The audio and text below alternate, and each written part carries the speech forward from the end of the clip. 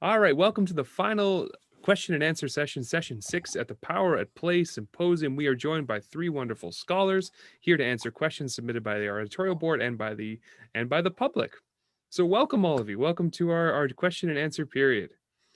I want to start off first by allowing each of you to introduce yourselves and tell us a little bit about yourselves, where you're located perhaps, and what's your research. Let's start with Brittany. Perfect. Well, hello, everyone. My name is Brittany Reed. I'm currently an instructor at Thompson Rivers University in Kamloops, British Columbia, which is where I'm currently located.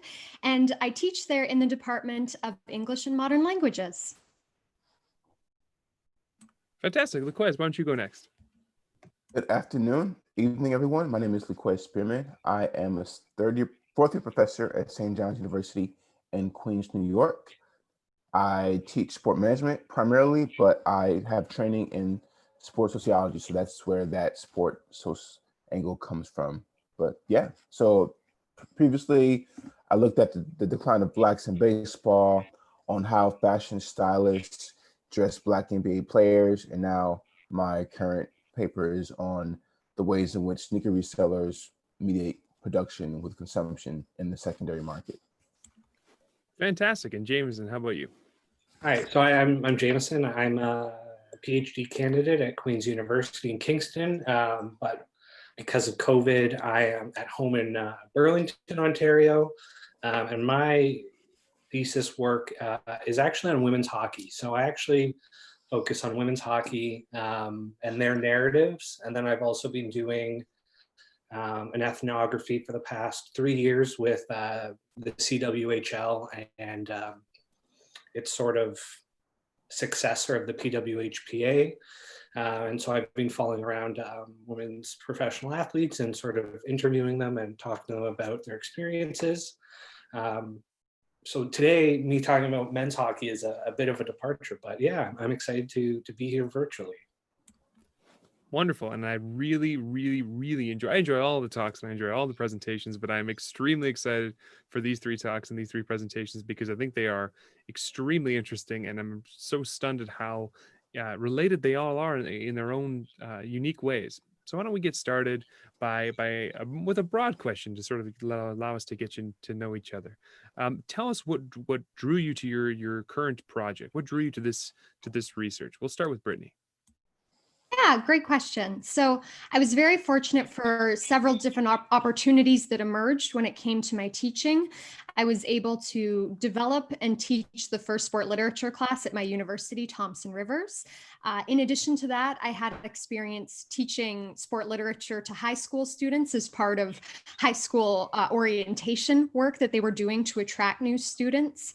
And I also got the opportunity to teach through the Kamloops Adult Learner Society to senior learners sport literature. So throughout of those experiences, I was able to develop my field notes, so to speak, of teaching in sport literature and some of the different challenges that emerged through that, as well as some of the diverse opportunities that came about. My background specifically, people come to sport in many different ways. I find sometimes it's sport and then you enter a particular discipline. Mine was very much entering English and English literature and then entering sports studies from there. So just the very different approaches that one could adopt when it came to sport literature courses, just the different students that were interested in taking these classes as opposed to something like a Shakespeare class. My observations from that is what really fueled my interest in talking about pedagogy in relation to sport literature. Fantastic. Lequez, what drew you to your current research? Yeah, so previously I looked at, can you all see me, hear me? Oh, great. I looked at how fashion stylists dress Black NBA players, noting in terms of the anti-Black ideals in Western fashion. And so then the next piece was to look at like how fashion journalists write about Black NBA players. And so from that, the idea that came about was sneakers as a way to merge like urban culture with Western ideas about fashion in terms of like, no matter if you're in New York City, if you are in Kansas, you all start with sneakers. And so because of the fact that like the Jordan is so iconic. Now the Yeezy, like sneaker culture is fashion at this point in time. And so that was like the extension of the previous research. And then looking at how do sneaker resellers add their own symbolic value to this iconic shoe. Jordan, Yeezy, even now with like the foam posits, if you will. So like look, just like it's just extension of like fashion and how the sneaker as a way kind of like merges Black or urban ideas about fashion with the Western foundation of an outfit. So yeah. Fantastic. Thank you so much. Yeah. Jamieson, let's how did you get to where you're at with your research? Yeah, so actually, so again, I study women's hockey primarily, but one of the problems is that when you talk about women's hockey, there's the conversation really isn't begun in a theoretical sense, because most of the studies are on kinesiology or sports sociology, but there really hasn't been English studies or narrative studies. And the sociological studies are mostly by Nancy Thaberge, and so they're around 2000 at the latest. Most of them are in the 90s. And so in order to talk about women's hockey in the way that I want to talk about it, I have to make theoretical arguments almost as a backing to my own argument. And so the argument that I made in this paper about nostalgia and old-time hockey is really sort of a stepping stone or a scaffolding to my argument. So this is actually pulled from what is becoming my thesis introduction, and it's really more of a support system, I guess. That's fantastic. Thank you all so much for these great responses. I'm excited to get. I'm just letting some more people in here. I'm excited to talk a little bit more in depth about each of your projects. So we're going to start with the questions that have been submitted by the public and the editorial board. We'll start with one for Brittany, and this is submitted by an editorial board member. Brittany, what lessons from teaching literature can be applied to teaching sport? Great. Well, thank you so much, editorial board member of Jess. So one of the things that I really have taken away when it comes to my research and my experience with historical literature, my background primarily is in the 19th century with fields such as Romantic literature. And currently right now, when it comes to how that field is being taught and researched, is that practitioners are aware that it's not good enough in its current form. It has so many gaps. It ignores so many different groups and voices. So we need to make active changes in order to ensure that it is up to date and that it actually has current relevance for contemporary students. So in Romanticism, what we've currently been doing is there has been a call to re-romanticize Romantic studies.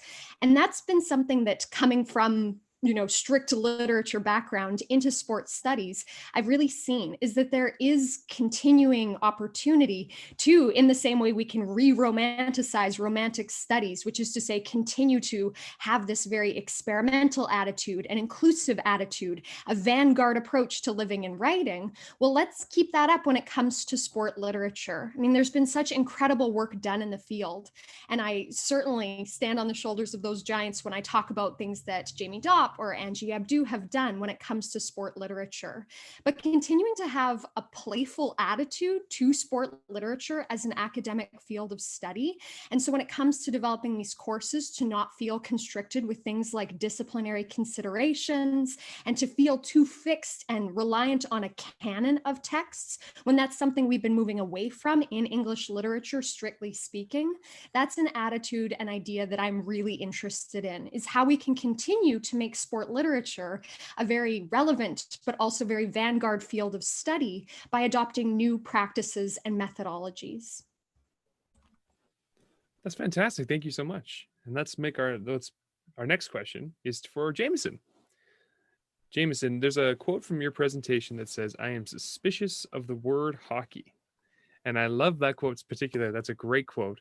I want to get into that a little bit further, but we'll ask a very specific question about that.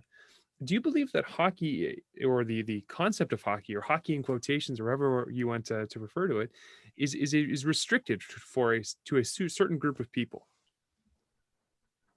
Absolutely. Absolutely. And there's this sort of slogan that goes around, and it's still going around right now, where hockey is for everyone. But we've clearly seen, especially recently with the,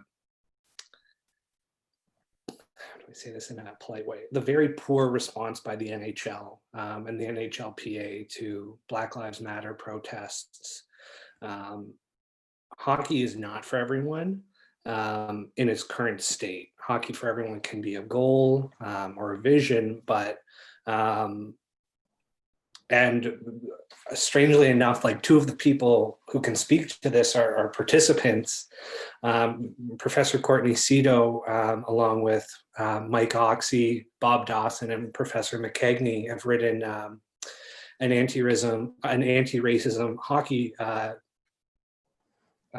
guide, and I'd recommend people to look it out, look at that. But I don't think hockey is for everyone in its current state, and I think the word does implicitly exclude someone. I talk about in one of my papers, I call it hockey normativity, playing off of heteronormativity and Leeson Duggan's idea of homonormativity. So when we talk about hockey, hockey implicitly usually conjures a white, male, able-bodied, financially stable player. So hockey normativity, without even needing to say hockey or men's hockey, it conjures this idea. And the idea of hockey normativity really came down to, I used to do, before COVID, I used to do a lot of my work at Starbucks, and patrons would sometimes ask me, oh, what are you studying? Because they could see my books. I would say, oh, I study hockey. And there was an automatic assumption that A, it was men's hockey. And then when I said it was women's hockey, they didn't believe me, or they said, like, there's no women's hockey at a professional level to study. And so that's why I'm suspicious of hockey in one sense. And also, yeah, the term, even hockey being a noun, it's inflected with gender exclusion, race exclusion, sexuality exclusion. It's not as inclusive a term as it's purported to be, I guess. Fantastic. Thank you so much. And again, a quick note to those in attendance. I'm not sure what happened to the chat function, but if you have a question, use the raise your hand function on Zoom there. If you go to the participants list, it allows you to hit raise your hand, and I'll get to your question. And you'll be allowed to, you don't have to use your video if you don't want to, but you can ask your question with your voice. So our next question we're going to ask is to Lequez. And Lequez, your presentation details this very robust secondary resale market where value is being added by the secondary resellers. And I'm curious, what is the manufacturer of the shoes relationship with this resale market? Do the manufacturers, like you mentioned Puma and Nike in your talk, what is their relationship with these secondary resellers? Yeah, so you would think that Nike and Adidas would, so there's one way to look at it. So for the folks who actually want to buy the shoe, like myself, like I want to buy new leashes, but because of the way that these resellers have bots, people who actually want to buy the shoe, like me, can't get the shoe. Folks who don't want to wear the shoe, they just want to sell the shoe, those are the resellers. And so Nike, Adidas, they have this very, I would say, a testy relationship with resellers, in the fact that the folks who actually want to buy the shoe can't get it. Folks just want to make money on the shoe and buy it for me to purchase it. You know, those are the individuals who actually have it. But on the other hand, when it comes to releases that are kind of like widely panned and don't, last past their cycle in terms of hype, resellers can play a role in giving those sneakers a second win. And that when it comes to maybe a celebrity like a Travis Scott or a Kardashian, they may start to wear an old release of a shoe, and then all of a sudden there's this hype train, and Nike is now forced, or Adidas or any other manufacturer, they're now forced to re-release it. So it's hot and cold, I would say, in that, ideally they want folks like myself to buy the shoe, because I want to wear it, and rock it, and of course, extend its life. But then when it comes to those who have bots and sophisticated ways of having a speedier checkout, I can't compete with a reseller. That makes sense. So it's hot and cold essentially. I got a quick follow up to that as well, because you mentioned how the resellers can sort of add value and they can sort of give shoes second wins. And I was curious about the sneaker as a sporting text, because that's the theme of this panel, is sporting text. And you were mentioning shoes like the Jordan 1s, for instance, which have been released decades ago, but still remain extremely hot sellers. What does the sneaker tell us about our sort of sporting preoccupations as a society? Can the shoe be a sporting text? I think so. I mean, when it comes to generations of people who remember a shoe when Jordan first wore the shoe, or that they couldn't actually, buy it in high school, but now that they are of age, they have money, so now they can afford the shoe. And so I think that based on how a shoe may be reminiscent of a person's childhood, of course, that definitely is important. So for again, to implicate myself in here, like I couldn't afford to buy shoes in high school. But now I can. And so I have my own reseller that I work with to get shoes. And so I think that it's important because people ascribe their own values to shoes, and a reseller can work off that assumption that there are folks who would want to get their kids a pair of the shoes, right? So they could like rock them together because they never got a chance, right? And so it's all about like how do you find a way to have the shoe trigger someone? So sometimes, again, like Jordan doesn't have to do much to sell, but initially, when it comes to a release that is not popular, there's some work involved in kind of like modeling behavior. So that would include a reseller going on Instagram to show how they would like wear the shoe with jeans, with camos, with chino khaki. So there's work involved in that respect. Did I answer your question? Yeah, absolutely. And we actually have a couple questions here that could be I think they're probably in reference to your talk here because they came up during your speaking. I'm going to ask Ornella to unmute here first because she raised her hand first. Right, thanks, Taylor. Yeah, I agree. The three were very interesting talks, and right on that discussion about shoes, what came to mind, especially when you were speaking about the secondary resellers, is the tickets in the same kind of industry, the tickets and the ways in most fans can barely afford them because they go very quickly and then they're resold. And I think, what was it, very recently, there was sort of some kind of scandal, I suppose, that seemed to show that the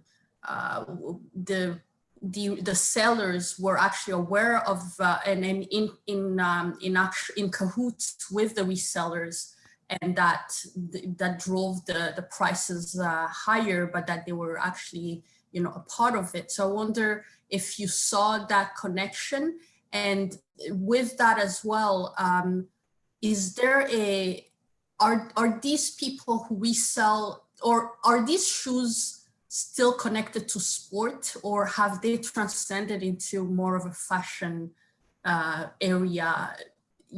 Is there anything to do?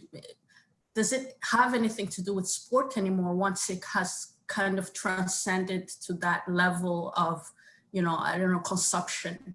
And that sort of relates as well to Jamieson's talk about hockey not being a sport anymore, but just a signifier for something else, and Canada in general and all of what that may mean. Yeah. So, great question. I think that the shoe has, in fact, transcended sport.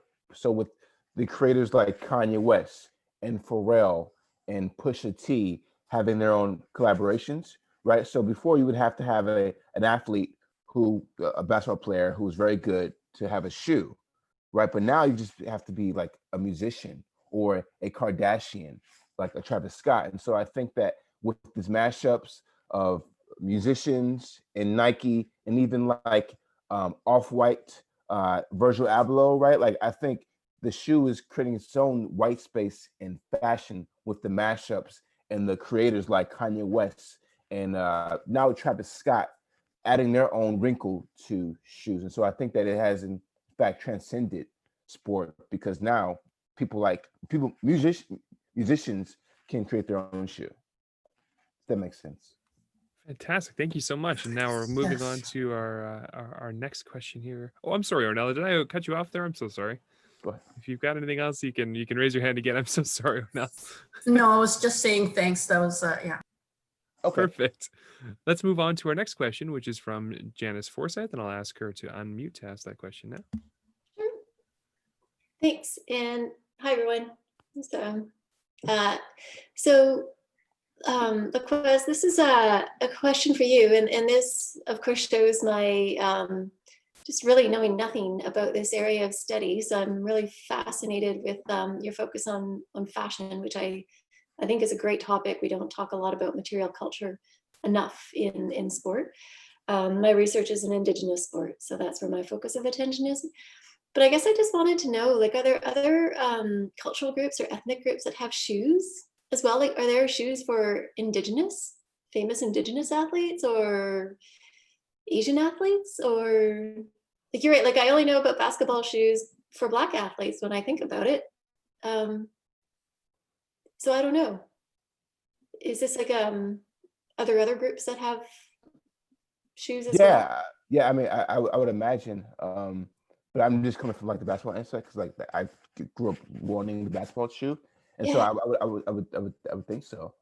I can't spot an athlete for certain in terms of like their endorsement, because let's be honest, like it's hard to promote baseball spikes, right? Like it's hard to like the basketball shoe is in its own space in that it's easy to sell versus other shoes, right? And so like I think that what separates basketball from other sports is that like it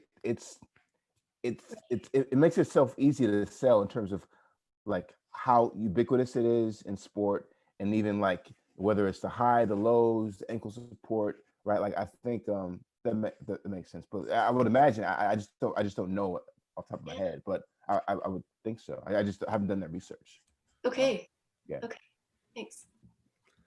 Fantastic. Oh, sorry, Jamieson, do you have a follow-up there? Sorry, I just have a little thing that Janice might find interesting about material culture is quite a few Indigenous artists will repurpose like Vans or Jordans and do their own beadwork on it. And I've seen deconstructed Jordans be used to make sort of imagery and recreations of totem poles and stuff. So yeah, I know that was directed at Spear, and you did a great job, but I think the idea of materiality is such an interesting concept when the narrative isn't providing it, but these artists are. Yeah, that's so interesting. I didn't know that that people were doing that. I mean, I knew people beaded their shoes, but I didn't know that to think about it in a sporting context. So that would be actually a really interesting angle to take. Thank you. Fantastic. And I know that Nike has something called the N7 campaign, I believe it's called, and that's geared towards Native American peoples in the United States. So I just know that's just another small little bit of this. We have a question here for Brittany, and then I'm going to get to Stacy afterwards. The question for Brittany is from Andy, actually, Andy Pettit. And he asks, do you think that in the case of sports studies and or sport literature, that having experience in sport or being a fan presents barriers to teaching a course like sport literature that might not be found in other subdisciplines or field? To put it another way, does being a fan create barriers for a teacher to a degree not being present in other disciplines? And I know this was addressed in your talk. So what do you think of that? Thank you so much, Andy. I really appreciate that. And while, I can only speak from my own personal experience as well as just anecdotal research that I've collected from other sports studies scholars, I often do actually find that being a fan is considered a requisite from some students' point of view. To not be a sport practitioner, I personally have very little background when it comes to playing or participating participating in sport, and that can be viewed as basis for exclusion when it comes to being considered an expert in sports studies. For example, when I was teaching, the senior age group of learners, sports studies, I was giving the introduction and I got well into my definitions of sport and literature before a student stopped me to then have me read out my biography, each of my degrees, and insisted that he didn't hear the word sport when it came to any of my degree programs.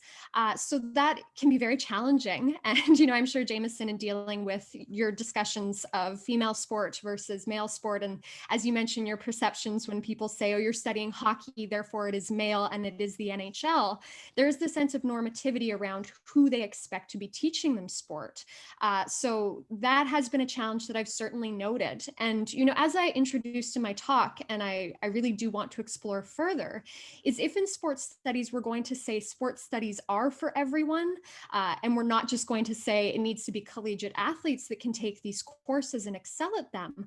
Well, it is necessary that we extend that same grace to those who would be teaching these courses. But the fact is, we wouldn't require fandom as a point of entry requirement when it comes to our students. Or we would, at Western, for example, have a great deal of Maple Leafs fans and very few other people.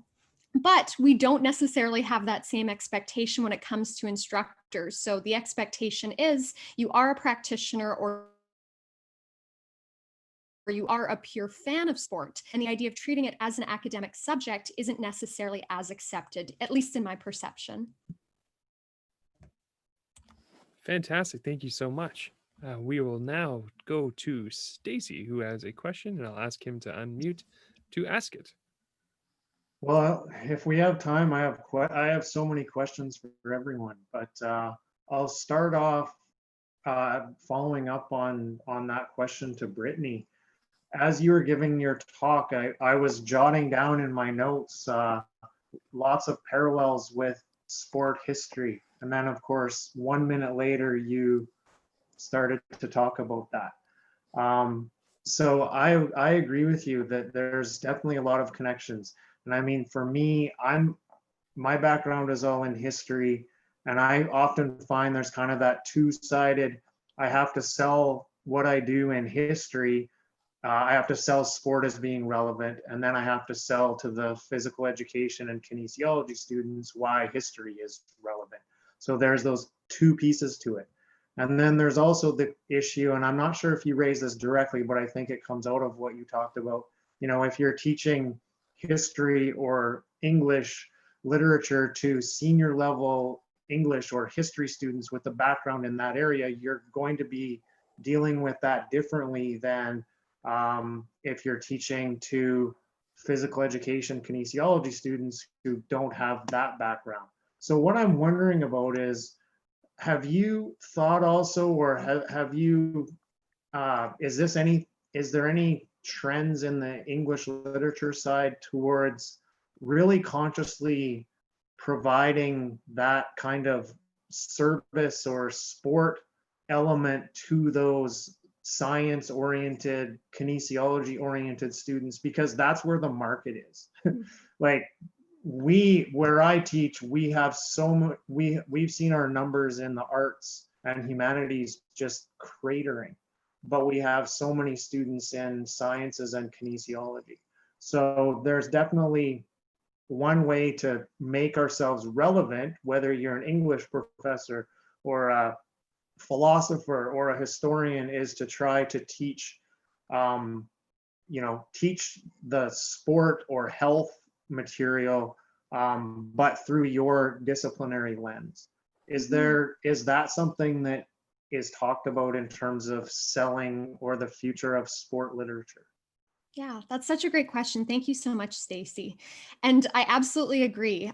Coming again from a smaller university in Canada, there is that feeling of trying to justify your existence when it comes to, well, you're studying sport, therefore it is niche, therefore it is, considered extra in some way. How can you make it work for us? So you're not just selling yourself to students, you're selling yourself and you're selling your courses to people that are administering these classes and why they should allocate budget to it. So to that very end, I've been trying, and all things are COVID contingent, of course, as I'm sure has been a refrain we've all been saying many times over the last year. But I've been trying to show them the fact that this is marketable.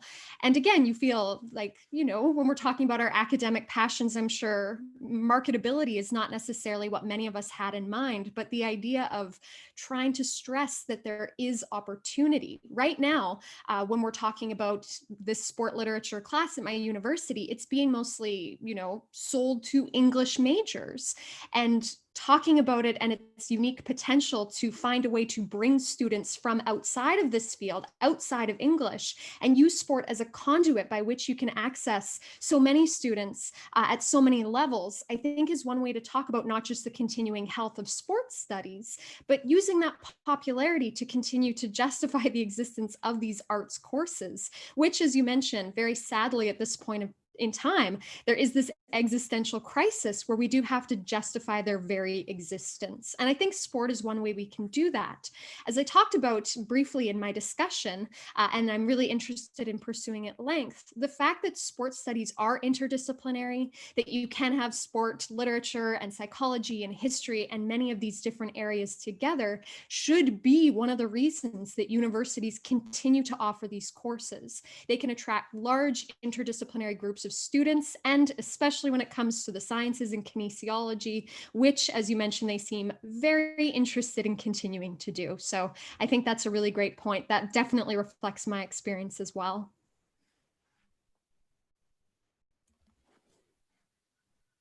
I think you're muted there, There we Stacey. go. There we go. I think another dimension of that is also, and I've tried to also convince some of my colleagues of this, is that you don't always have to be teaching your discipline to disciplinary experts. Like the reality is that we're just not at a time right now where history majors and English majors are flocking into our programs. But that doesn't mean that your discipline of history or English or sociology doesn't have immense value in teaching non-specialists, because they should be doing those courses. Like science students and kinesiology students should absolutely be doing courses in the humanities and social sciences to bring that perspective into what they're doing. And it's also a bit of a struggle to actually sell some of my colleagues, I hope they're not listening to this, to sell that to them, because it's a really important way to keep the insights from your discipline alive and impactful, is to bring them to non-specialists who should also see value in that as well. But sometimes it's a struggle to sell that to people who are very passionate about their discipline and just really want to teach senior students in their discipline. So that's another tension that's really interesting that I thought of coming out of your talk. So thank you. Yeah, absolutely. It's such a great point because, we talk about disciplinarity at universities and it's continuing to evolve. And the continuing justification for things like breadth requirements is that dialogical exchange between disciplines, so students aren't getting too siloed off in one particular area. So if we truly believe in that, and if we believe that sports are a way that you can have really interdisciplinary connections, then I absolutely agree. I totally see the merit in continuing to teach students outside of that field. Thank you. Thank you. Thank you. Thank you so much, Stacey, for that question. Now, Janice, I believe you had your hand up a little bit earlier, so I will invite you to unmute here. Thank you. Yeah, and I think it came down somehow. My question is a bit more general and it's a bit more theoretical, and it's something that I'm still thinking through and paying attention to with other scholars. And and for me, it was really highlighted by the coming together of the Black Lives Matter movement and the Indigenous rights movement, both in Canada and the United States during COVID. And I wonder how it is that you think through, a lot of the challenges that I think we're all researching and writing about it. I'm taking a look at the people at this meeting, and I think we're all working in the same kind of area and perhaps struggling with the same sort of questions.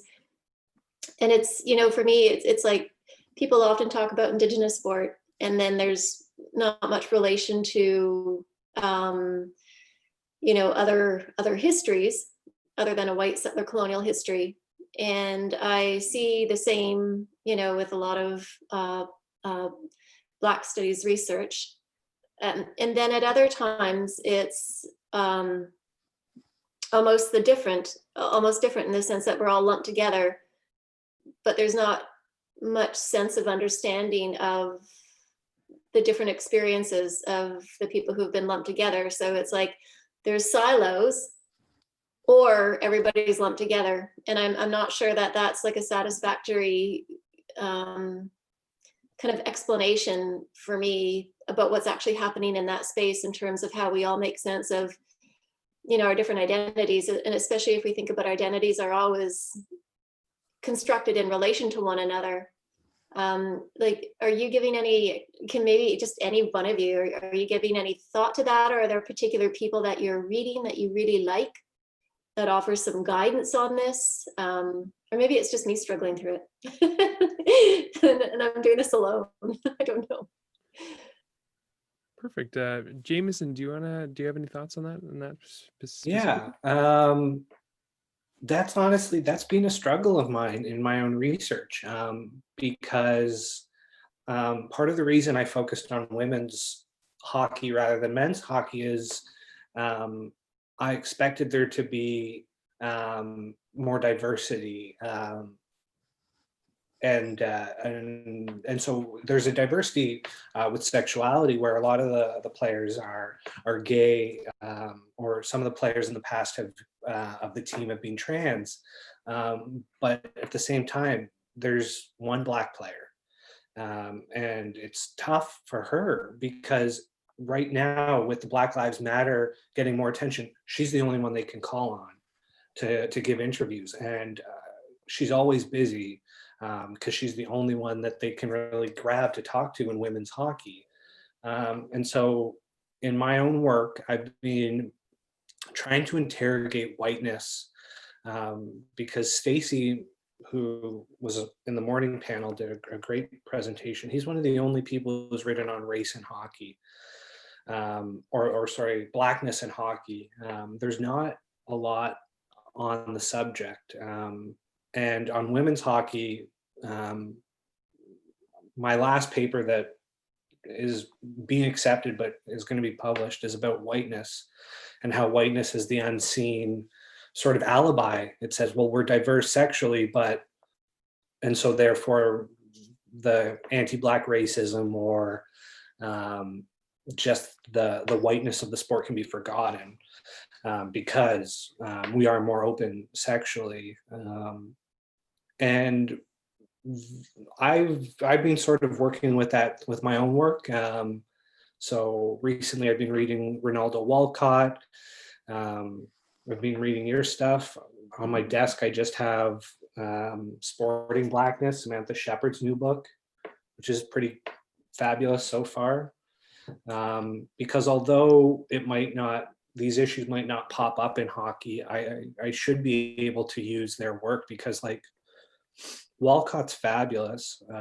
Sarah Ahmed is fabulous. And these are theorists, queer theory, like Jose Esteban Munoz, who have not been used in relation to hockey. So I'm more queer theory background, but I'm also feeling pressured to use these scholars because no one else has used them. And they're fabulous. Like Sarah Ahmed is basically my backbone for every single chapter in my thesis right now. And at the same time, I don't know if Brittany's aware of this, but, and so I have questions for Brittany, but I'm teaching a sports literature class in the winter. And again, Brittany sort of talked about this in her talk, but I found sports literature to be very white and very male. And some might not agree with this, but I also find it to be incredibly racist and incredibly sexist. And if I can get students to acknowledge that and then also see that there are voices in sports literature that like Natalie Diaz is a fabulous Indigenous poet, and she also played D1 basketball, but you don't see her on syllabi. And so making students make those connections, I think that's one way that, even though my critical work, I struggle with that question all the time, and I'm glad you brought attention to it. And so I think it's something critically I need to do, but also something pedagogically I need to do. I don't know if I really answered your question. I don't know if I can. It's a good question, though. I apologize. Yeah, I mean, and it's just, you know, it's something I struggle with. Like, and I'll give you a practical example. I think sometimes I use this example when I'm talking about this issue. Years ago, I was at a conference in the United States, and there was this kind of a closed panel session, right, where there was this high-profile athlete from a professional sports team in the United States, and this team had an Indian mascot for its name and its logo, and so it's a big team name. And the athlete is sitting there and talking about how, you know, he's an activist and, you know, an anti-racist. And he talked about all of the different ways that he did that. And so, of course, I put up my hand and I said, well, how do you reconcile, you know, playing for that team and doing the work that you do? And, you know, and he didn't once mention like Indigenous rights. And he talked about it as if it was something completely separate. And I feel almost like we're reproducing that in our work sometimes, and I do that too, right? Like I'm responsible for that too, you know, by talking about groups, you know, in each of their silos. And maybe it's just my own limitation with, you know, not being a great writer in the sense of not knowing how to bring these threads together in a complex way. Anyway, I just wonder how other people struggle with it. I haven't seen a lot of work, especially in sport, that pulls together these complex threads. I see it sometimes in other areas, like in history proper, or in sociology or cultural studies, but not so much in sport. I'd like to give Lequez or Brittany a chance to respond to your initial question as well, Janice. Lequez, for instance, do you find this to be the case in sport management, which I believe is your discipline? Yeah, I mean, it skews overwhelmingly white male in my classes, and of course the people who are the practitioners.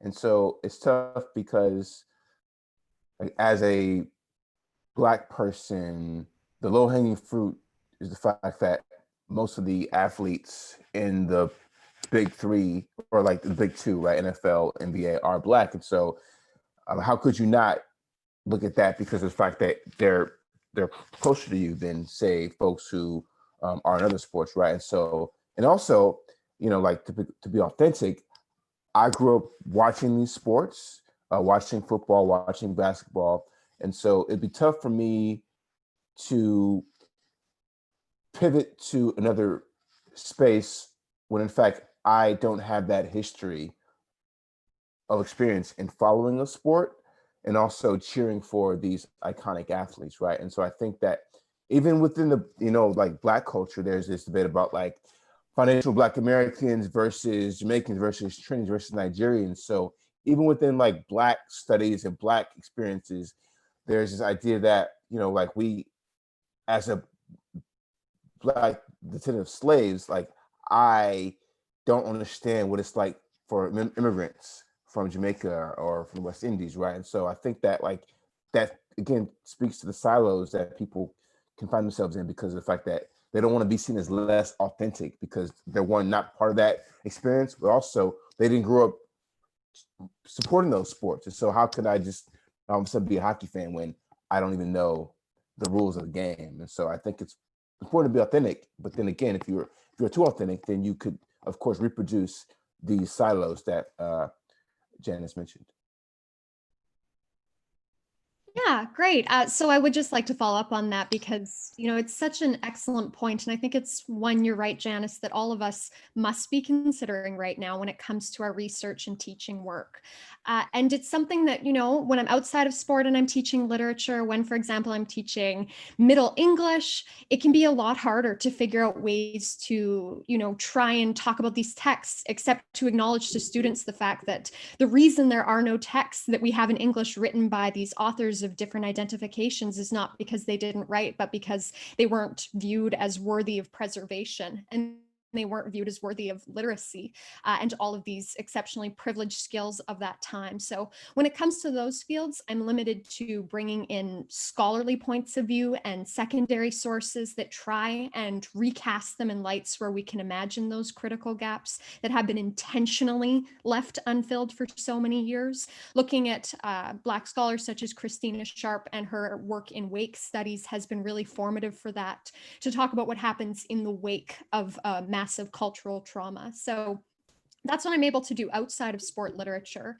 When it comes to sport literature, then I acknowledge that, there's pressure to be a fan, there's pressure to be a practitioner, but that is so laughably minimal as compared to the pressures to have certain identifications that still persist in academia, and the deeply privileged position I'm in to worry about whether or not I'm perceived as a fan or a practitioner when it comes to these sports. So what I've tried to do, Jamieson, you brought up such a great point when it comes to the homogenization of sport literature. And it's something, being dropped into it as someone that doesn't necessarily have that educational background, coming into it, as more of a teaching point of view, I've been able to see it and realize, well, in traditional English studies, we've been working to correct that imbalance. But because sport literature has worked for so long for its own sort of self-identification as a discipline, they've come to almost fetishize canonization in a way that traditional English is consciously moving away from. So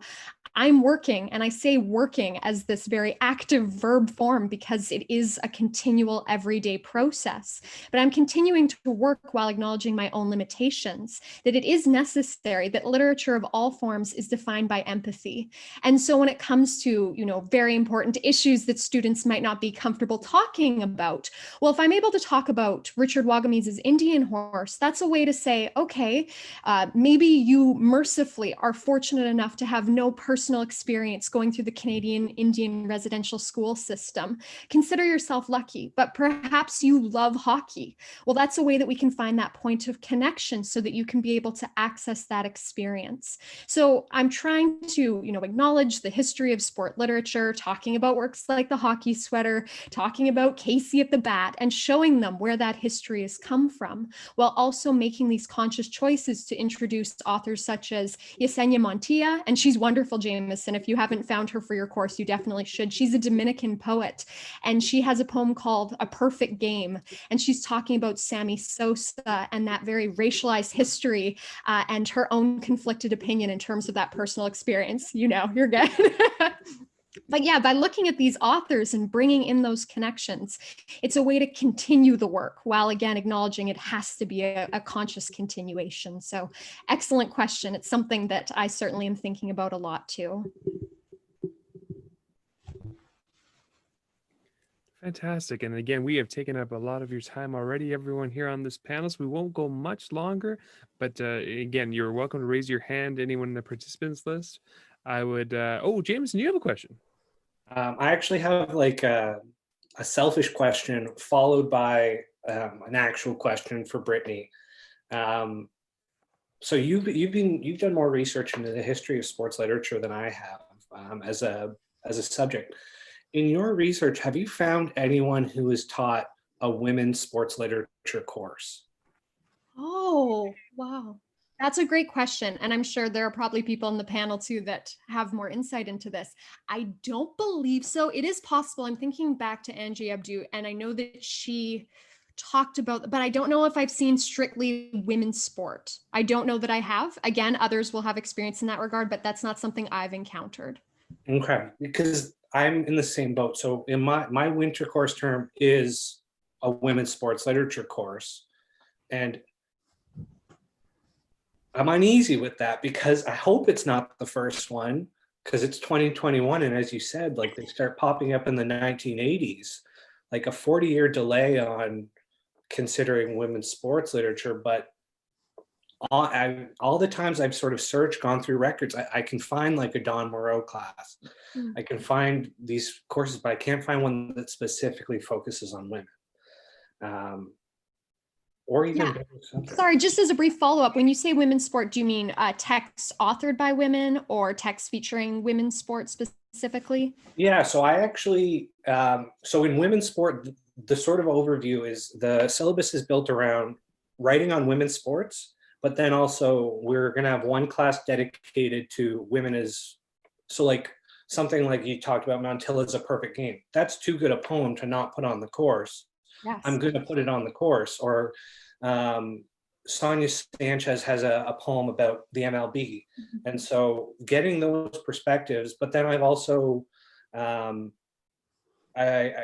think I put one or two men's, I don't think I have, I think I took them off, but there's trans authors on the syllabus and there's non-binary authors. So it's not, trans men on the syllabus. So it's not strictly just women writers, but it's focusing on women's sports with the odd bent. The sort of way I determine it is like A Perfect Game. It's about her and her son and stuff, but it's about Sosa. Sorry, there's a Rookie Season is another one.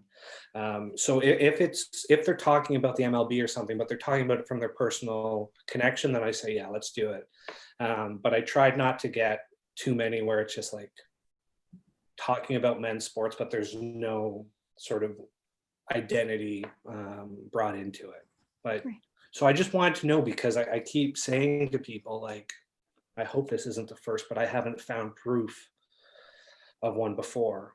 Yeah, to the best of my knowledge, that is a current gap. And as you say, truly miraculous in the year 2021. Yeah.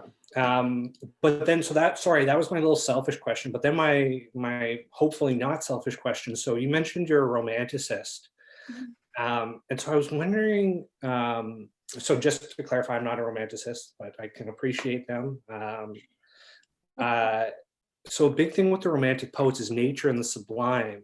And so I was wondering if you would, or if you've thought of Wordsworth, like Tintern Abbey or his walking poems, would you consider those sport poems, like hiking poems or something? I'm curious your thoughts on that. Oh, it's such a great question. In my desperate desire to continue to find currency in my poor romantics that, have found many ways to make themselves so out of currency, I do believe that you can make those connections between romantics and physical culture.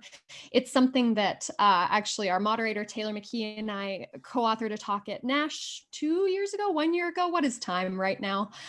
We co-authored a talk talking about Northern Romanticism as we discussed it. So how the Romantics could be aligned with Canadian hockey literature and how there are many different connections there, but how, the Romantics represent forms of English physical culture, this sort of, much Wenlock proto-modern Olympic movement, how it connects to the Romantics. So I absolutely agree. I think there are lots of points of connection there when it comes to Romanticism and physical culture. You can go into their biographies and find, a lot of athleticism when it comes to figures like Lord Byron, but the way that the physical landscape and the revelation of the divine through nature manifests through that physicalization, that sort of corpus, as it were. I think you're right. Lots of great connections there. Fantastic. We will give Stacy Lorenz the final question. We'll ask him to unmute here, and then we'll finish up. Okay, well, I'm going to ask a question about fashion and sports and the NBA in particular. I have written a piece a while ago. I didn't realize this that there was a larger fashion context to your sneaker work. So I did write a piece actually on the NBA dress code a while ago. Yeah. And I also use a piece by Frank Garcia. I don't know if you're familiar with that. It's in the Journal of the Modern Language, so something like that. I'm not sure. Where he talks about black dandyism and essentially how NBA players have just reworked all of the regulations around the dress code, and on the one hand kind of ignored them, but also just went out in their own direction and just reclaimed fashion to make their own sorts of statements. So I'm wondering, is there, like, tell us a bit more about your previous work in that area, because I'm unfamiliar with it, to just tie it to any of those themes or where you see that maybe fitting into some of these issues that you know, we were just talking about, that Janice was talking about, or that we were talking about this morning, where like fashion can actually be a way to express identity and to kind of subvert some of this, the sporting normativity that exists out there. Yeah, I think fashion allows NBA players, to your point, to kind of like subvert and turn on its head these assumptions about Black people being thugs and gangsters, right? And so whether it be the hoodie or the jeans, right? But when you put a player in sleek pants, sleek chinos, Western ideas about fashion and like the suit, right? Like it forces you to rethink how you think about Blackness. However, though, although the player can kind of add a wrinkle to these anti-Black notions in fashion, the fact that the stylist has to respond to anti-Blackness only confirms that it's important. And so while you allow a player like Chris Paul, Russell Westbrook to gender bend, right? And to do things that most folks can't do. So for example, like, because these players are in like what's known as a masculine sport, and they have bodies that most folks would die to have, right? Sleek, muscular, in shape, right? And so they can play the game of gender because of the fact that you know that they are wanted by whoever wants them, right? And they play in this massive sport, so they can do stuff with colors and pastels and form-fitting clothes that most folks can't do without having this scrutiny about your sexuality. So, to my point, that allows them to do different things. But then, even when they experiment with that stuff, the fact that they have to engage it in the first place only reconfirms that Western fashion is anti-Black, and it'll be there. It'll be that for a very long time. And so, to answer your question. Well, yeah, I mean that's definitely one dimension of it, and I think, yeah, it does confirm those larger pre-existing norms and anti-Blackness and so forth. I mean, it's a really fascinating area. One of the things I love showing in class is the excerpt from the 30 for 30 series on the Raiders with Ice Cube and Snoop, and talking about the Raiders and fashion and how, you know, the just sales just took off when NWA started using Raider gear, and even Kings gear, and like the LA Kings and Wayne Gretzky are tied into that. So I mean, there's a lot of connections there with sport, consumer culture, fashion that we maybe don't look at enough, actually. And there's just some really interesting connections in that area that they come up now and then at sort of these points where they intersect in more visible ways, but they're there behind the scenes a lot more than we usually acknowledge. Yeah, and to your point about Raiders gear, right, or the White Sox hat, right? Like, there's this notion of slumming in studies where white folks who want to have a thrill can kind of be a part of Black culture by going to the clubs, going to the cabaret shows, but then they can just dip back to downtown or Soho, right? So like, a white person can wear the hat, wear the Yankees fitted, but then get back to Long Island, New York, or wear the Jordan shoe and have this proximate relationship with Blackness. They can slum for a little bit, but while the Black person who actually may wear the shoe might get gunned down, they're free to go back to the suburbs. And so, to the point about the hats, I see the same thing happen with shoes, in that a Black person wearing a shoe versus the white person, it's a different experience. And that's an excellent point too. Thank you for that. This has been really interesting. Thank you. Wonderful. Thank you so much, Stacy, and thank you so much to all of our panelists, all of the people who've attended, all the people who've submitted questions. This has been a wonderful, wonderful session with 3 amazing talks, and you can view the talks in their entirety on our website at Forevermore, and you'll be able to view the recorded version of this presentation as well. So again, I want to thank all of you so much for coming.